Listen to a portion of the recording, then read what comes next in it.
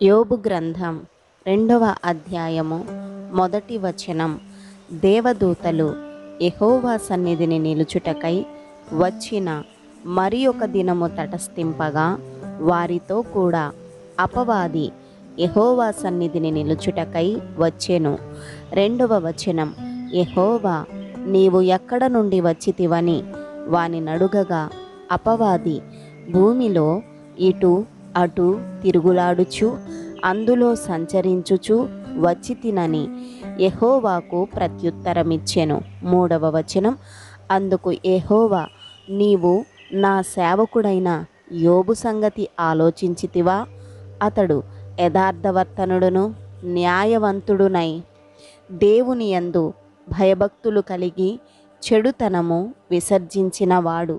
భూమి మీద అతని వంటి వాడెవడునూ లేడు.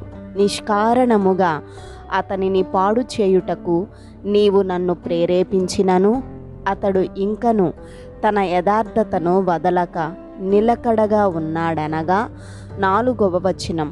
అపవాది చర్మము కాపాడుకొనుటకై చర్మమును, తన ప్రాణమును కాపాడుకొనుటకై తనకు కలిగినది యావత్తును నరుడిచ్చును కదా. 5వ వచనం. ఇంకొకసారి నీవు చేయి చాపి అతని ఎముకను అతని దేహమును మొత్తిన ఎడల అతడు నీ ముఖము ఎదుటనే దూషించి నిన్ను విడిచి పోవును అనెను. 6వ వచనం. అందుకు యెహోవా అతడు నీ వశమున ఉన్నాడు, అతని ప్రాణము మాత్రము నీవు ముట్టవద్దని సెలవిచ్చెను. 7వ వచనం. కాబట్టి అపవాది యెహోవా సన్నిధి నుండి బయలు వెళ్ళి అరికాలు మొదలుకొని నడినెత్తి వరకు బాధగల కురుపులతో యోబును మొత్తెను. 8వ వచనం. అతడు ఒళ్ళు గోకుకొనుటకై చిల్ల పెంకు తీసుకొని బూడిదలో కూర్చుండగా. 9వ వచనం. అతని భార్య వచ్చి నీవు ఇంకనూ యథార్థతను వదలకయుందువా? దేవుని దూషించి మరణము కమ్మనెను. 10వ వచనం. అందుకతడు మూర్ఖురాలు మాట్లాడునట్లు నీవు మాట్లాడుచున్నావు. మనము దేవుని వలన మేలు అనుభవించుదుమా? కీడును మనము అనుభవింపతగదా అనెను. ఈ సంగతులలో ఏ విషయమందును యోబు నోటి మాటతోనైనను పాపము చెయ్యలేదు. 11వ వచనం.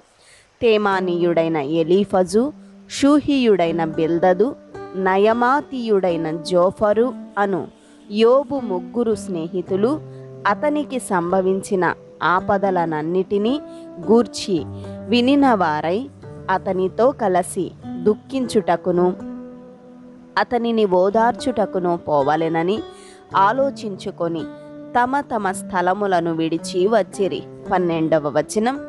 వారు వచ్చి దూరముగా నిలువబడి కన్నులెత్తి చూచినప్పుడు అతన్ని పోల్చలేక తమ వస్త్రములను చింపుకొని ఆకాశము తట్టు తలల మీద ధూళి చల్లుకొని ఎలుగెత్తి ఏడ్చిరి. 13వ వచనం.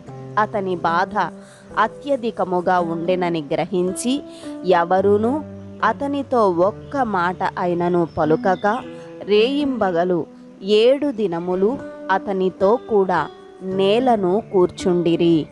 ఆమేన్.